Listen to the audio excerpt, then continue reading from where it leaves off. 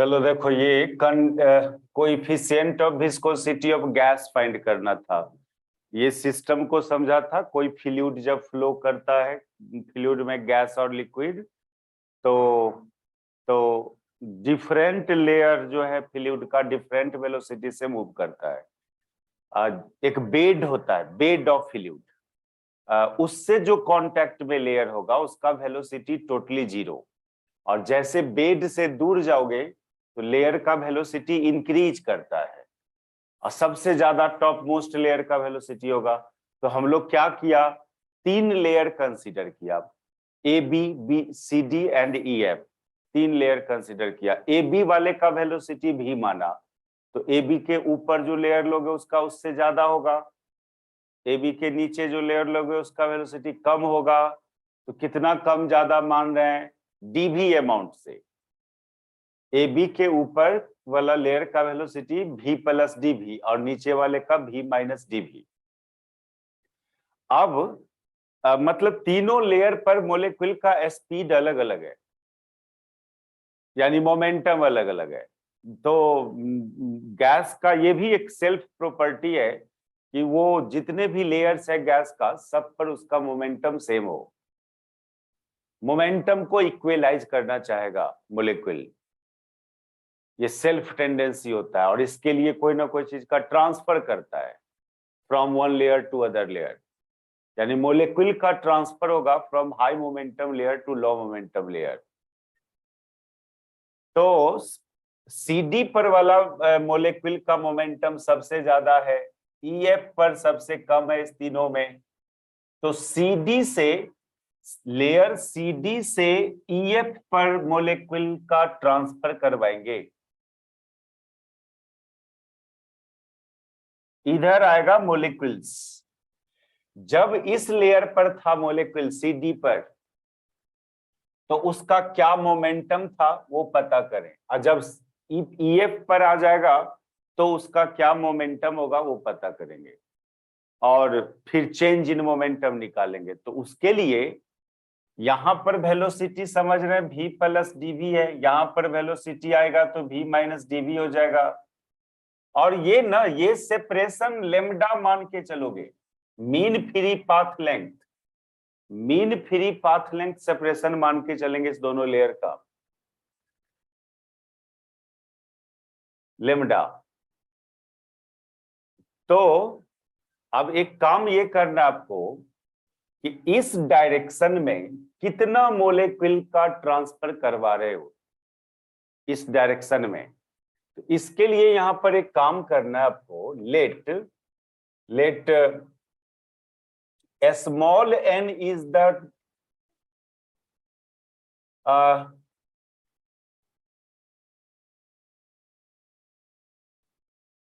is the number of molecules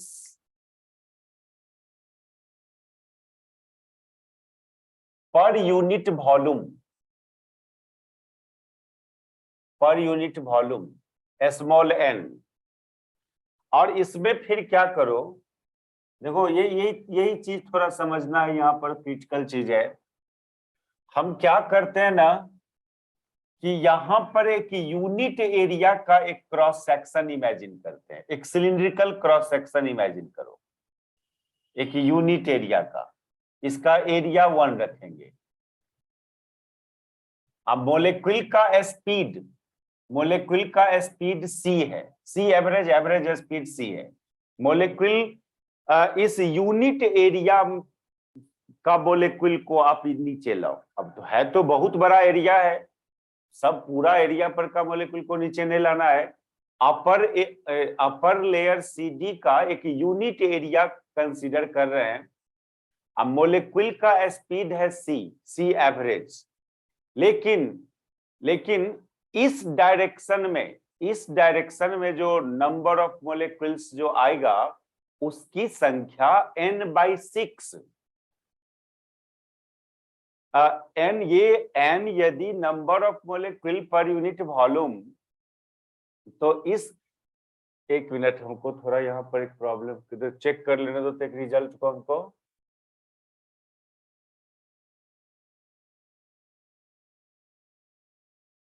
हाँ ठीक है। नहीं नहीं नहीं नहीं, इसको नंबर ऑफ मॉलिक्यूल पर यूनिट वॉल्यूम नहीं समझो।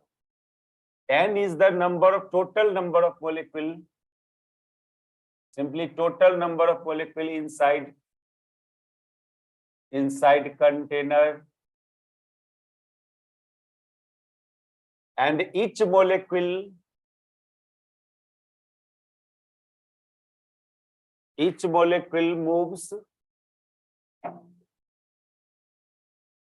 moves randomly with average speed cf। मान लीजिए कंटेनर में total number of molecule small n है, और उस small n number of molecules में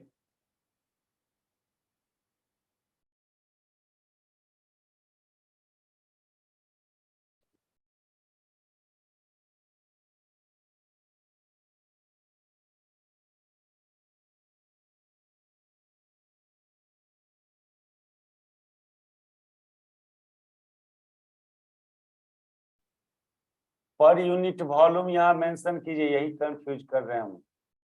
पर unit volume, total number of molecule small n को मत मानो, स्मॉल n को कंटेनर के अंदर का number of molecule per unit volume. ठीक है, अब ठीक है, चलने दो इसको।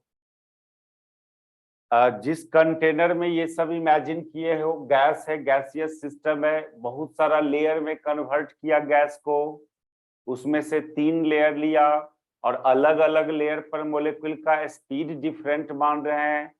अब यहाँ पर मान लो कि कंटेनर में टोटल नंबर ऑफ मोलिक्यूल से नहीं मतलब है, यहाँ पर हम लोग यही चीज को थोड़ा ध्यान देना, small n total number of molecule को तो लोग कैपिटल N के रूप में मानते हो, और स्मॉल n लेते हैं हम लोग number of molecule per unit volume के टर्म्स में। Number of molecule per unit volume को small n, capital N use करते हैं जनरली हम लोग टोटल नंबर ऑफ मोलिक्यूल के लिए। तो यदि number of molecule per unit volume small n है, और हम लोग यहाँ पर एक सिलेंडर कंसीडर कर रहे हैं, सिलिंड्रिकल रीजन, जिसका एरिया ऑफ क्रॉस सेक्शन 1, तो और ये जो डिस्टेंस है, ये डिस्टेंस को C एवरेज इंटू 1 मानो, 1 सेकेंड टाइम। मान लीजिए कोई मोलिक्यूल इधर चला, C इस स्पीड से इधर चला मोलिक्यूल, तो 1 सेकेंड में वो कितना चलेगा? 1 सेकेंड में वो वेलोसिटी इंटू टाइम के बराबर चलेगा। तो इस फिगर से अब मतलब नहीं है हमको, रुक जाओ, चलो ये सब बात पहले उतार लो, तो ये फिगर उतारो, फिगर को डिस्कस करना है क्या कर रहे हैं हम यहाँ पर। देखिए ये इस डिराइवेशन में ना, यहाँ पर थोड़ा सतर्क रहना, क्या हो रहा है, कैसे हो रहा है। वो जो 3 गो लेयर लिए थे, उस तीनों लेयर में मोलिक्यूल का स्पीड अलग अलग है, मोमेंटम अलग अलग है। ए बी का पर मोलिक्यूल का वेलोसिटी है v हॉरिजॉन्टल डायरेक्शन में, ऊपर CD पर v प्लस dv, और नीचे EF पर v माइनस dv। तो यहाँ पर क्या करना है आपको, मोलिक्यूल ट्रांसफर होगा from one layer to other layer, perpendicular direction में मोलिक्यूल आएगा।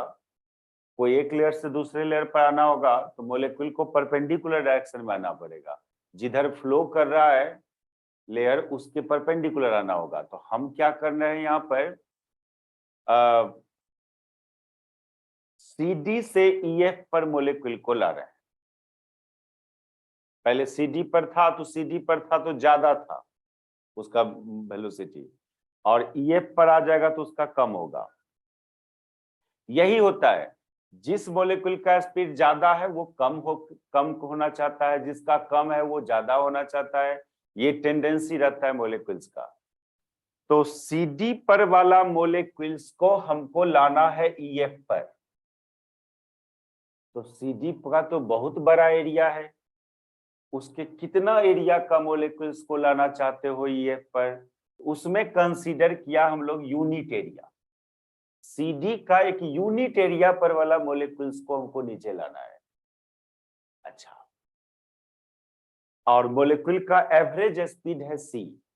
तो पहले तो ये पता करें कि कितना मोलिक्यूल्स इस डायरेक्शन में चला, c वेलोसिटी से कितना मोलिक्यूल इधर चला। तो उसके लिए कंसेप्ट है यहां पर, यदि कंटेनर के अंदर small n numbers of molecule per unit volume है, ये number of molecule per unit volume है,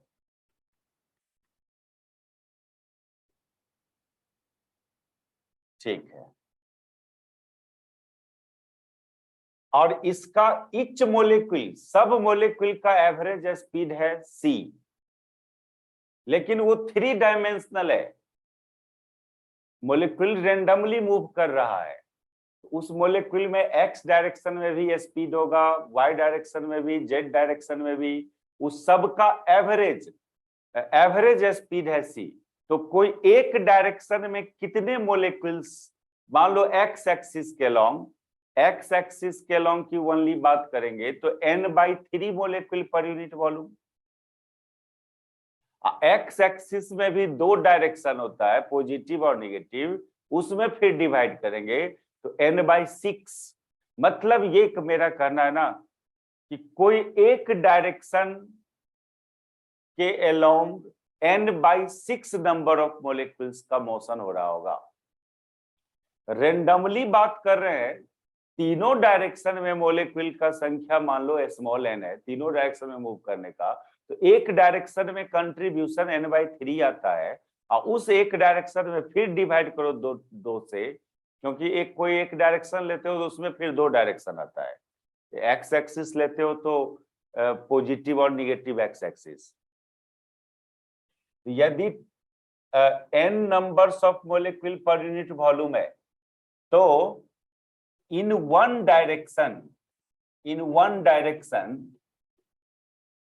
n/6 molecule per unit volume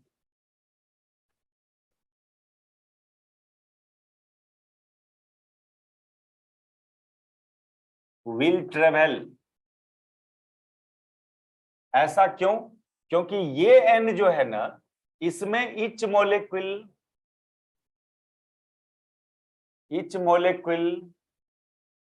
has all 3 component of velocity,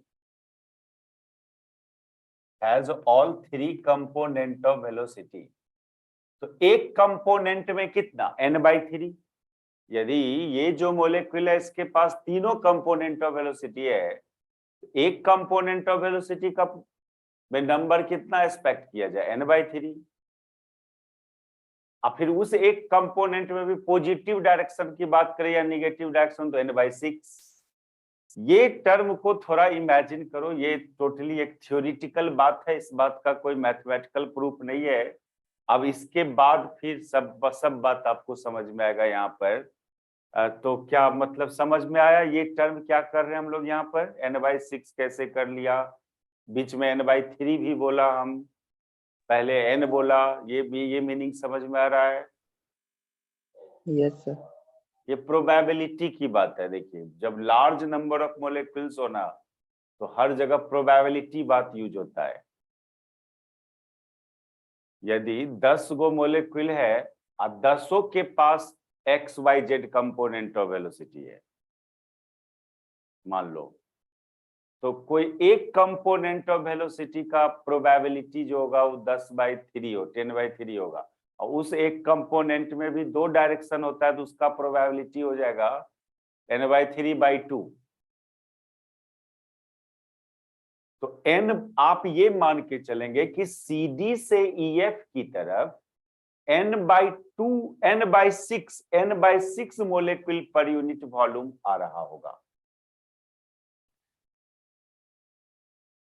10 from CD to EF number of molecule per unit volume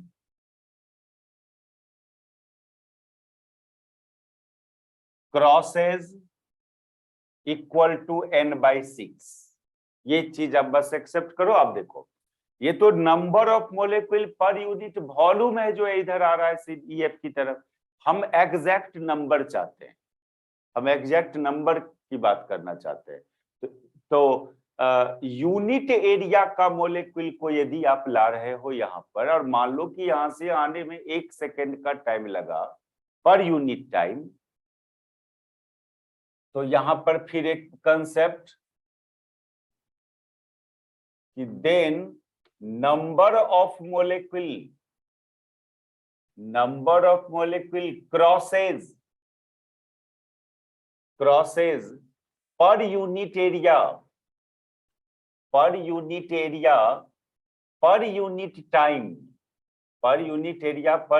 time, ये हो जाएगा आपका n/6 into C average. अब ये कैसे हो गया? पर unit area per unit time, ये इतना कैसे कर दिया? तो देखो, यदि एरिया यूनिट हो और टाइम 1 हो, तो और CF ये इतना वेलोसिटी से ये नीचे आ रहा है, तो यूनिट टाइम में वो डिस्टेंस ट्रेवल कितना करेगा? वेलोसिटी इंटू टाइम के बराबर ये डिस्टेंस हुआ, और एरिया 1 है, तो इस सिलिंड्रिकल रीजन का वॉल्यूम जो हो जाएगा, वॉल्यूम ऑफ सिलिंड्रिकल रीजन, ये जो सिलेंडर दिखा रहे हैं हम आपको, इसका वॉल्यूम हो जाएगा, वॉल्यूम होता है area into height, area into height होता है। एरिया तो 1 ले रहे हो, इंटू हाइट की जगह इतना हो जाएगा, हाइट की जगह इतना, वेलोसिटी के बराबर हाइट हो जाएगा, क्योंकि टाइम 1 ले रहे हैं, 1 सेकेंड ले रहे हैं, तो ये डिस्टेंस, ये जो डिस्टेंस होगा velocity into time, velocity into time, ये डिस्टेंस हो गया जो इस सिलेंडर का हाइट के बराबर होगा। और एरिया 1, तो सिलेंडर का वॉल्यूम का क्या फॉर्मूला होता है? Area of cross section into height, ये वॉल्यूम का फॉर्मूला होता है सिलेंडर का। तो एक्चुअली ये C, ये जो क्वांटिटी हुआ सिंपली ये C के बराबर आया। ये ठीक है, ये मोलेक्यूल का एवरेज स्पीड है, लेकिन यही चीज क्या है C?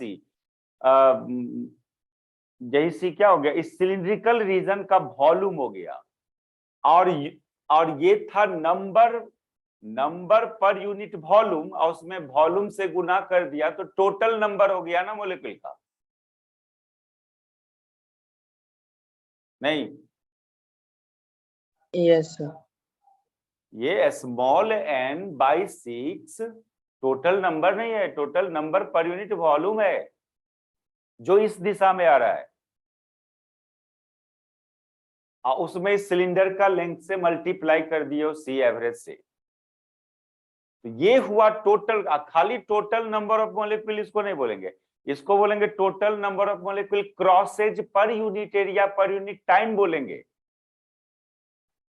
क्योंकि एरिया 1 लिया था, टाइम 1 सेकेंड लिया था, तब ये वॉल्यूम C के बराबर आया। ये वॉल्यूम जो, ये रियली में वॉल्यूम है उस सिलेंडर का, लेकिन ये कब आया है ये वॉल्यूम? जब एरिया 1 लिया गया था, टाइम 1 लिया गया था।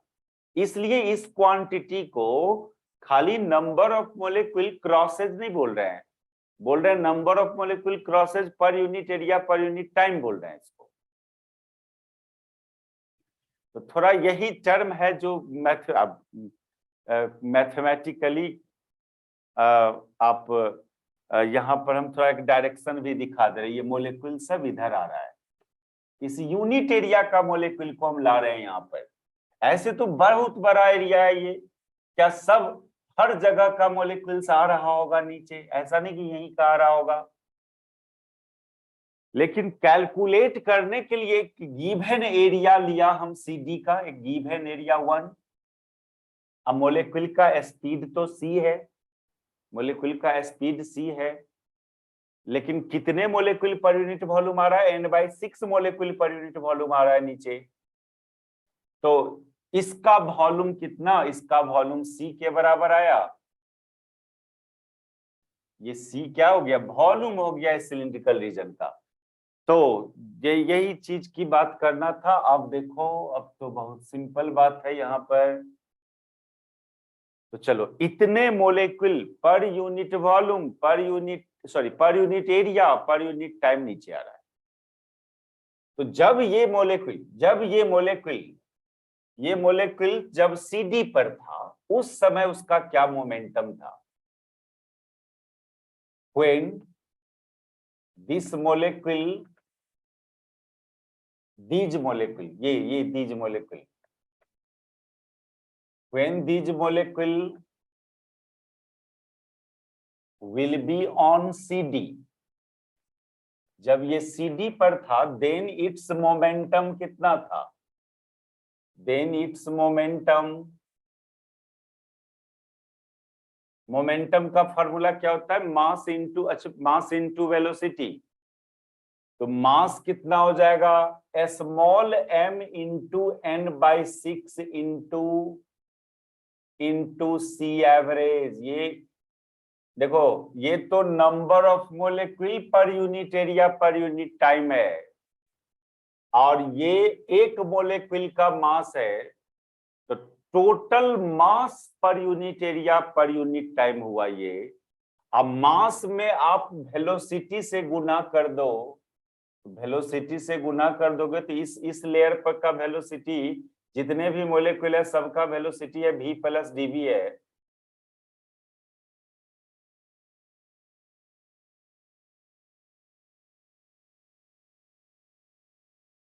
v प्लस dv, एक मिनट।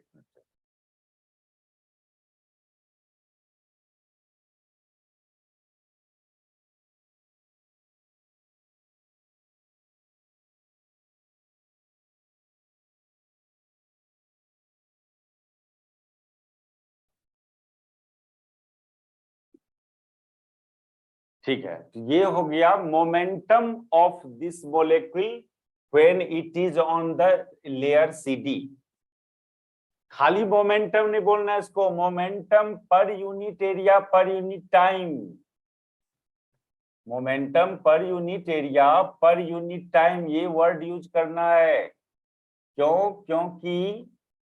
क्योंकि आप यहां पर ये जो क्वांटिटी था खाली नंबर ऑफ मोलेक्यूल में था, ये नंबर ऑफ मोलेक्यूल पर unit area per unit time था, इसलिए इसमें मास से एक मोलेक्यूल के मास से गुना किया, फिर उसका वेलोसिटी से गुना। मोमेंटम का फॉर्मूला टोटल मास गुने वेलोसिटी, P बराबर mv, momentum, linear momentum mv।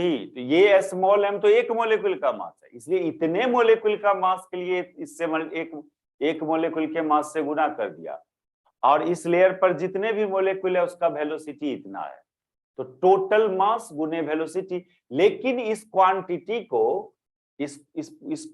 को खाली मोमेंटम ऑफ मोलेक्यूल्स नहीं बोलना है, मोमेंटम ऑफ मोलेक्यूल पर unit area per unit time बोलना है।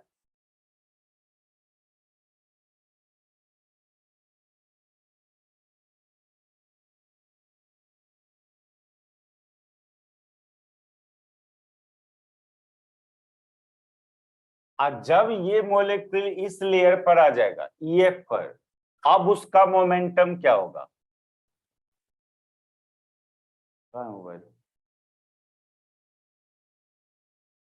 नहीं देखा।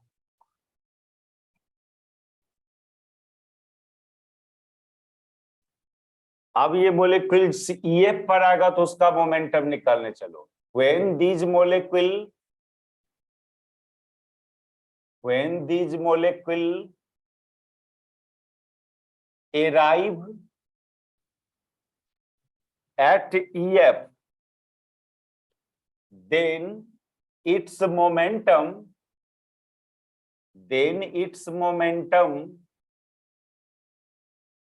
per unit area per unit time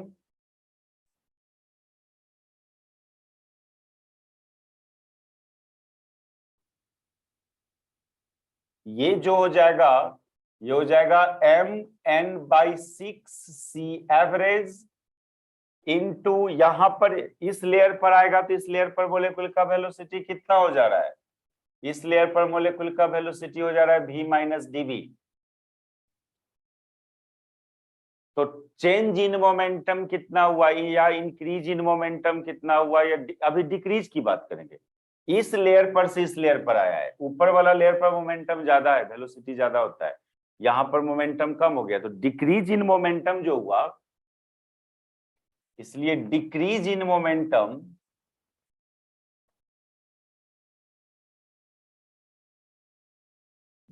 momentum per unit area per unit time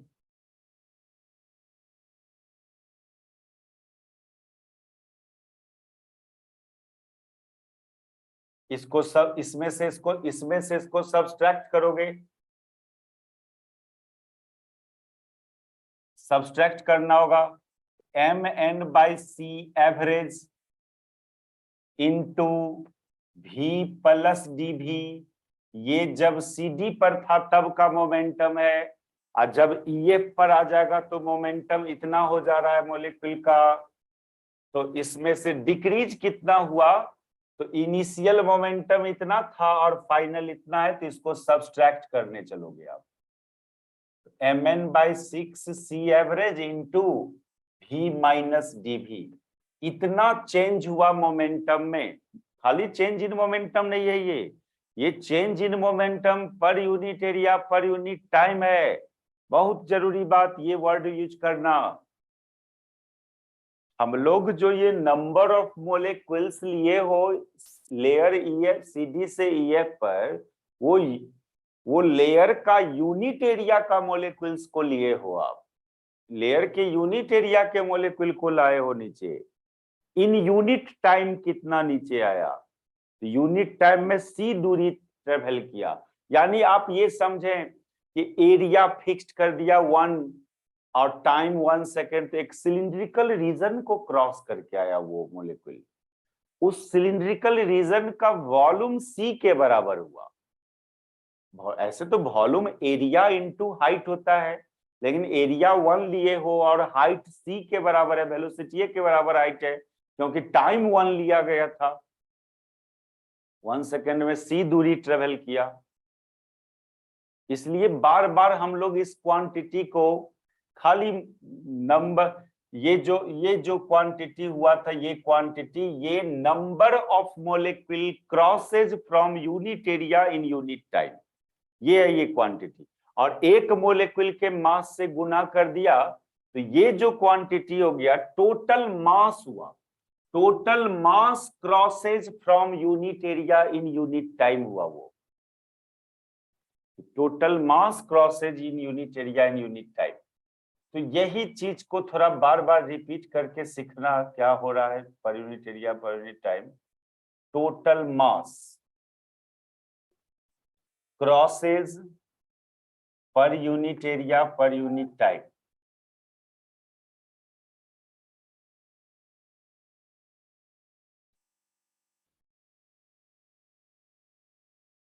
हाँ, तो ये तो CD पर था तो मोमेंटम इतना था, और EF पर आ गया मोलेक्यूल तो मोमेंटम इतना हो गया, इसलिए डिक्रीज इन मोमेंटम इतना, और इसको फिर सॉल्व करोगे इस डिक्रीज इन मोमेंटम को,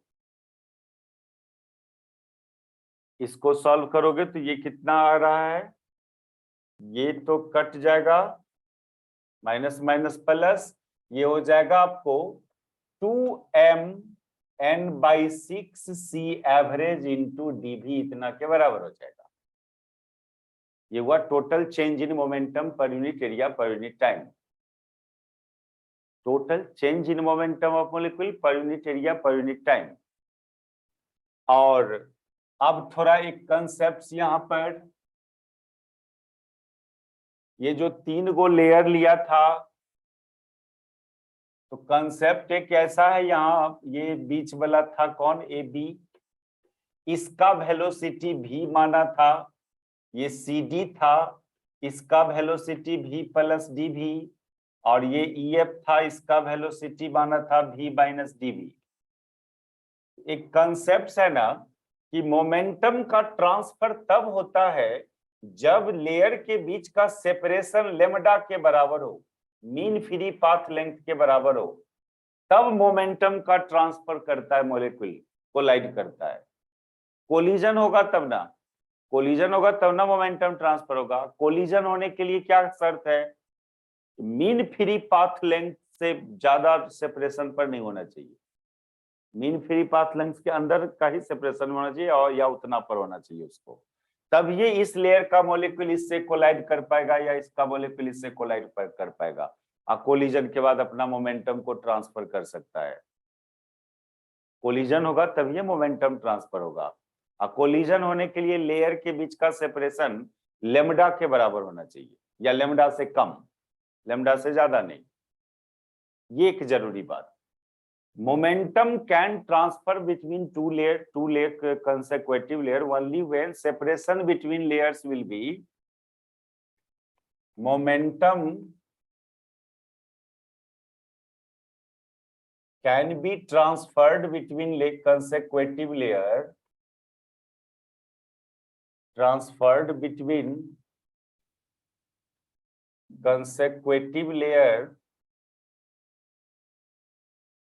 if separation between layer is less than equal to lambda, तब ये ट्रांसफर कर सकता है।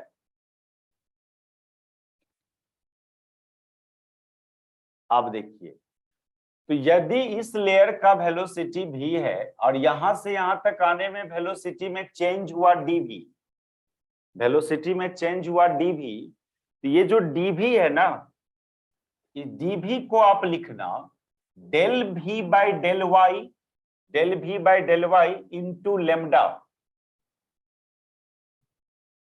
अब ये कैसे, ये चेंज इन वेलोसिटी को del v by del Y into lambda कैसे लिखा?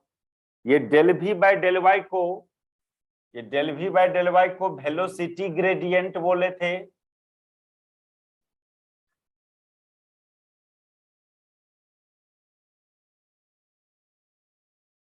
वेलोसिटी ग्रेडियंट बोलो या rate of change in velocity of layer, rate of change in velocity of layer. देखिए डीजेड, डीजेड, इस डायरेक्शन को डीजेड माने थे, जेड। Yes sir. देखिए ये चीज कैसे बोल रहे हैं हम लोग, मान लो कोई चीज का दाम 1 रुपया पर ईयर 2 रुपया पर ईयर चेंज हो रहा है, तो 3 साल में कितना चेंज होगा?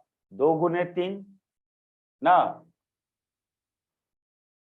ये 2 रुपया पर ईयर दाम बढ़ रहा है, तो 3 साल में टोटल कितना बढ़ेगा? 6।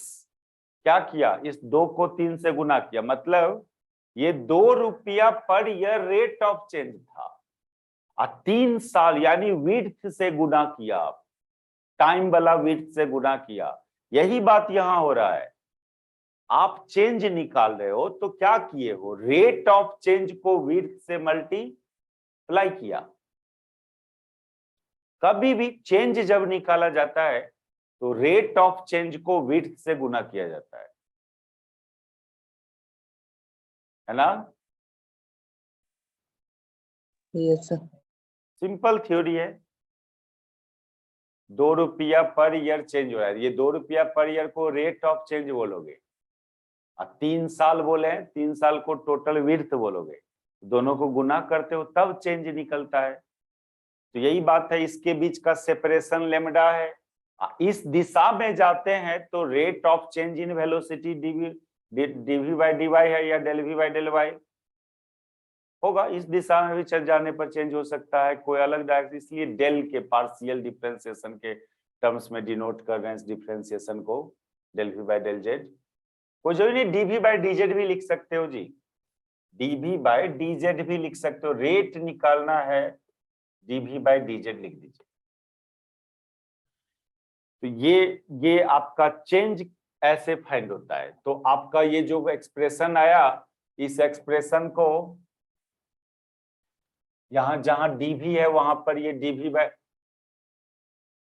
डीजेड इंटू लेमडा लिख दो, ये 2m n/6 C average into dv by dz into lambda. ये हुआ, ये क्वांटिटी को खाली आप चेंज इन मोमेंटम मत बोलना, change in momentum per unit area per unit time बोलोगे। Momentum per unit time force होता है, momentum per unit time force के बराबर होता है। ये याद कीजिए, DP by dt, Newton second law पढ़ते होगे, डीपी बाई dt बराबर फोर्स F, यानी change in momentum per unit time force के बराबर। यानी ये क्वांटिटी को क्या बोल सकते हैं, force on layer of unit area. इस क्वांटिटी को force exerted on the layer of unit area, force exerted on the layer of unit area. ये फॉर्मूला dp बाई dt बराबर फोर्स, यानी चेंज इन मोमेंटम पर, ये quantity खाली change in momentum per unit time नहीं है, ये change in momentum per unit time पर यूनिट एरिया है, इसलिए इसको फोर्स पर यूनिट एरिया बोलेंगे। Change in momentum per unit time को फोर्स बोल दिया, पर यूनिट एरिया एक्स्ट्रा बोलना पड़ेगा। ठीक, यहां पर समझ में आया?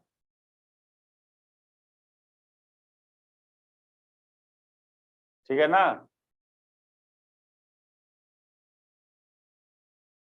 क्या हुआ? सर फिर से सर थोड़ा रिपीट। ये क्वांटिटी को क्या रीड कर रहे थे हम लोग, change in momentum per unit area per unit time ना। Yes sir. अब मोमेंटम पर, ऐसे समझो, ये बात यहां पर, ये क्वांटिटी क्या था, ये क्वांटिटी था, ये क्वांटिटी को रीड करते आए हैं शुरू से आप, इस क्वांटिटी को change in momentum per unit area per unit time, ये रीड करते आए हो। हम बोल रहे हैं change in momentum, change in momentum per unit area per unit time, ये खाली change in momentum per unit time को तो फोर्स बोलते हैं। क्या बोलते हैं इसको? फोर्स। यस। एक मिनट को चार्ज करो।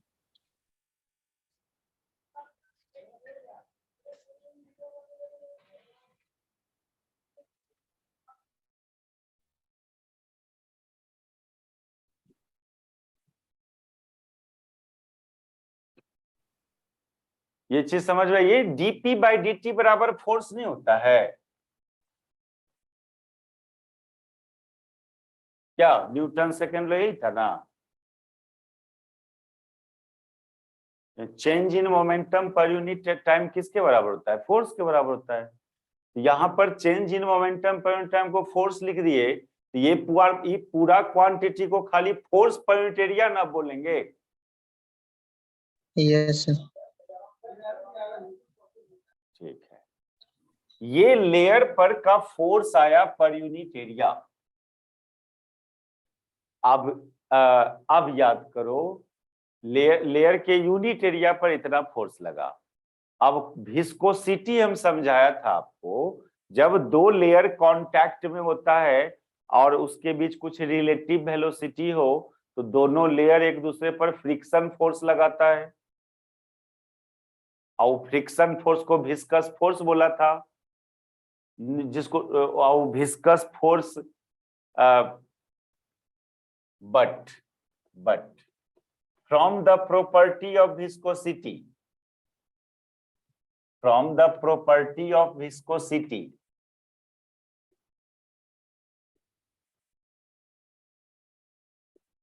force, the viscous force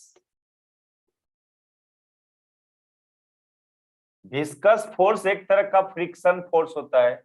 viscous force is given by eta a into dv by dy या dv by dz। ये न्यूटन्स लॉ ऑफ विस्कोसिटी है, ये Newton's law of viscosity. Eta जहां पर coefficient of viscosity, A layer का area और dv by dz velocity gradient. ये हम लोग सेमेस्टर 1 में इला विस्कोसिटी चैप्टर में ये सब बात डिफाइन करते हैं। ये तो हालांकि इस क्वेश्चन को स्टार्ट करने से पहले ये सब बात बता दिया था। वो जो लेयर है कांटेक्ट में, वो दोनों एक दूसरे पर विस्कस फोर्स लगाया, फ्रिक्शन फोर्स लगाया, उस फ्रिक्शन फोर्स का मैग्नीट्यूड का ये फॉर्मूला है। एटा को उस फ्लूइड का कोएफिशिएंट ऑफ विस्कोसिटी, ए उस लेयर का एरिया और dv by dz velocity gradient. तो ये तो ए एरिया पर का फोर्स है, हमको यूनिट एरिया पर का फोर्स की बात करना होगा, तो ए की जगह 1 डाल दें। इसलिए viscous force on unit area, viscous force on unit area, A की जगह 1 डाल दो। तो क्या हुआ, हुआ ये कि एक आप यहां पर भी वही चीज निकाल के रखे हुए हो, ये भी है force on layer, change in momentum मतलब फोर्स पर यूनिट एरिया, और ये भी है फोर्स पर यूनिट एरिया। अब इस दोनों को इक्वेट कर दिया जाएगा, इस दोनों को इक्वेट कर देंगे 10। ये भी फोर्स, ये तो विस्कोसिटी के प्रॉपर्टी से ये फोर्स बोल रहे हैं, इसको न्यूटन्स लॉज ऑफ विस्कोसिटी बोला जाता है। और ये हम लोग चेंज इन मोमेंटम करके ये फोर्स लाए हैं। दोनों तो है सेम चीज, ये चेंज इन मोमेंटम थ्योरी से लाए हो ये फोर्स, और वो न्यूटन्स लॉ ऑफ विस्कोसिटी है वो फोर्स का, तो दोनों को बराबर करोगे, ये हो जाएगा एटा इंटू डीवी बाई डीजेड। एटा है, एन नहीं समझना इसको, वो एन है यहाँ पर, यहाँ जो है ये एन है, इंटू डीवी बाई डीजेड बराबर ये हो जाएगा 2m।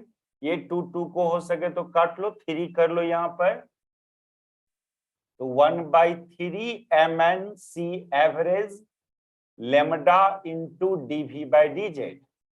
ये डीवी बाई डीजेड को काट दीजिए, ये काट दीजिए, तो फाइनली एटा का फार्मूला आया, coefficient of viscosity of gas निकला। यही चीज पूछा जाता है, using the property of transport phenomena find coefficient of viscosity of gas, find conductivity, thermal conductivity of gas. तो अभी हम कोएफिशिएंट ऑफ विस्कोसिटी खाली निकाला यूजिंग ट्रांसपोर्ट फेनोमेना। यहां पर कौन ट्रांसपोर्ट फेनोमेना यूज हुआ, viscosity transport phenomena. 3 transport phenomena define किया था, कंडक्शन, डिफ्यूजन एंड विस्कोसिटी। ये विस्कोसिटी ट्रांसपोर्ट फेनोमेना को यूज करके गैस का कोएफिशिएंट ऑफ विस्कोसिटी फाइंड किया, और ये एटा का formula 1/3 mn c average into lambda. इसमें कौन सिंबल क्या सर, क्या है, किस सिंबल का क्या मीनिंग है, ये हुआ expression for coefficient of viscosity, coefficient of viscosity of gas. तो डिराइवेशन में है कि एक जगह क्रिटिकल बात था, उसको थोड़ा आपको सीखना पड़ेगा, वो n/6 वाला कंसेप्ट ना, उस बात पर थोड़ा खाली जोर देना। यदि फंसोगे डिराइवेशन में तो वहीं पर फंसोगे, कोई बड़ा मैथमेटिक्स नहीं है, एजम्पशन है वहां पर। यदि n नंबर ऑफ मोलेक्यूल पर यूनिट वॉल्यूम है, तो each molecule having a speed random speed average speed c, वो c तीनों डायरेक्शन में है।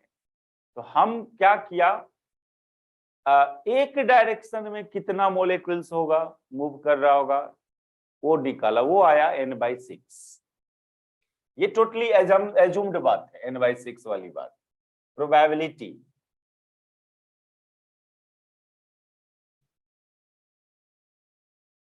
इसमें इसमें कौन सिंबल क्या, स्मॉल m क्या, ये mass of A molecule of gas,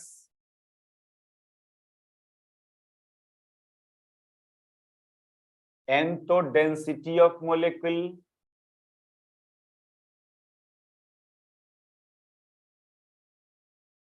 ये c हो गया, ये c एवरेज हो गया, मीन स्पीड,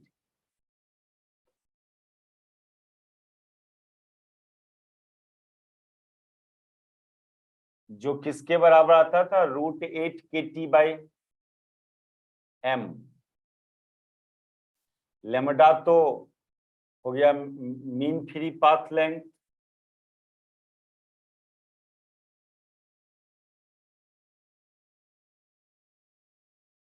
अब इसमें एक डिपेंडेंस की बात करता है कि गैस का कोएफिशिएंट ऑफ विस्कोसिटी प्रेशर पर कैसे डिपेंड करेगा, टेम्परेचर पर कैसे डिपेंड करेगा, ये दो बात है स्ट्रिक्टली। तो ऐसा है कि गैस का coefficient of viscosity Etah pressure से इंडिपेंडेंट होता है, प्रेशर घटा बढ़ा लो एटा में कोई चेंजिंग नहीं होता है। क्यों उसका काउज है, का एक्सप्लेनेशन है, एटा will independent from pressure, independent from pressure,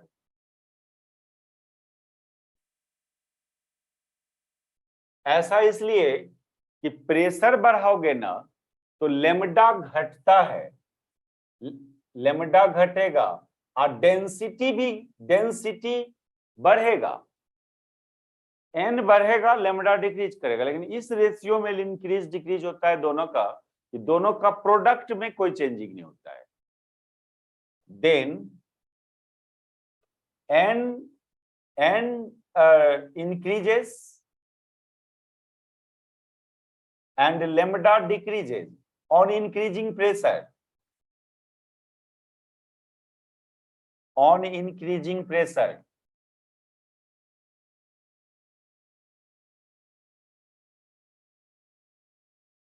pressure बढ़ाने से डेंसिटी बढ़ेगा, आप तो समझ रहे हो, क्लोज आएगा, मोलिक्यूल्स क्लोज आएगा तो डेंसिटी बढ़ेगा, और मोलिक्यूल क्लोज आएगा यानी लेमडा घटेगा, लेमडा तो सेपरेशन है मोलिक्यूल का, एवरेज सेपरेशन है, मीन फ्री पाथ लेंथ, वो घटेगा, तो एन बढ़ेगा लेमडा घटेगा। बट ये जो एन इंटू लेमडा है ये कांस्टेंट रहता है, ये कांस्टेंट रहता है, और ये तो मास ऑफ मोलिक्यूल है, मास को क्या मतलब है, एक मोलिक्यूल के मास को क्या मतलब है, प्रेशर से कोई मतलब नहीं है। ये स्पीड है, स्पीड को कोई मतलब नहीं है, स्पीड देखो यहाँ पर कहीं पर कोई एन किसी खाली मास है, ये कोई कांस्टेंट चीज है, ये फॉर्मूला से भी देख सकते हैं, स्पीड को भी कोई मतलब नहीं है प्रेशर से, यानी इसलिए प्रेशर को चेंज करने से एटा पर कोई इफेक्ट नहीं पड़ता है, लेकिन टेम्परेचर चेंज करने से एटा पर इफेक्ट पड़ता है, और वो directly proportional to square root of temperature होता है। Coefficient of viscosity increases on increasing temperature,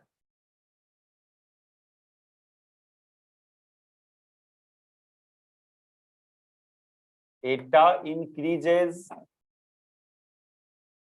on increasing temperature,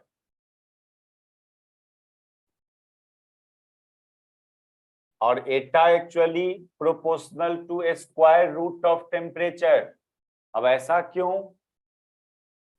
तो इसका एक्सप्लेनेशन ये है, टेम्परेचर यदि बढ़ाओगे तो लेमडा घटेगा, लेमडा घटेगा, सॉरी लेमडा बढ़ेगा, और एन डेंसिटी वो घटता है, ऐसा एक्चुअली ऑन इंक्रीजिंग टेम्परेचर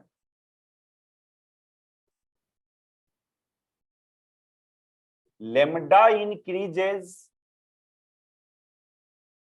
और एन डिक्रीजेस। नहीं होता है कि टेम्परेचर गैस को हीट कर दिया तो क्या होता है कि मोलिक्यूल का सेपरेशन बढ़ेगा, ऐसे नहीं होता है कि दो आदमी क्लोज है, ही, और गर्मी आता है तो भागते हो दूर, नहीं? गर्मी में यस हीट देने से एक्सपेंशन होता है ना, कॉन्ट्रैक्शन थोड़ी होता है हीट देने से, एक्सपेंशन होता है, मतलब लेमडा इंक्रीज करेगा, और लेमडा इंक्रीज किया, मोलिक्यूल सेपरेट गया, दैट इज डेंसिटी घटा, डेंसिटी घटा। लेकिन यहां भी इसका प्रोडक्ट में कोई चेंजिंग नहीं होता है, but lambda into n remain constant. तो अभी भी टोटली अब सी पर डिपेंड करेगा, सी पर, सी का क्या होगा?